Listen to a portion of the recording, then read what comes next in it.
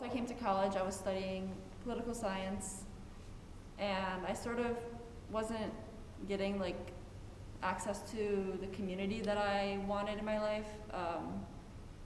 And once I switched to art, the professors and mentors I had and peers that I was meeting here were sort of more of like a deeper connection and personal connection that you don't really get just studying any other subject. Feel this outside desire or like duty, like I have to just keep making things. And now that I've sort of committed to that as my path, I guess, or what I'm doing in school and probably my career, it's really was this feeling of freedom, of accepting like, wow, if you're an artist and you're privileged enough to pursue the arts in the first place, you can sort of do whatever you want. And once I felt that way, I was like, yeah, there's no going back. So having an art practice for me, it gives me a language to show a viewer what's going on in my head and how I cope with the world and my identity, which I'm not really able to do through words or anything else. So it's really like a mode of self-expression, just like fashion would be or something like that.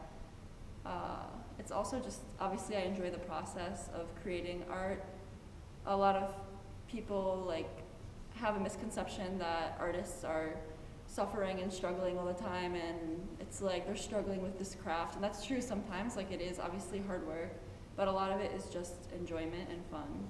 Especially like early 2000s video games, maybe late 90s, like that type of aesthetic is, in specifically like video game design, is really nostalgic, and obviously nostalgia is like a huge factor for where most of my art comes from. I don't know, I would love to like make comics, that's one thing. I would love to learn how to animate. I would love to learn 3D design, screen printing, making a clothing line. I could go on, like make a video game, make a movie, design shoes.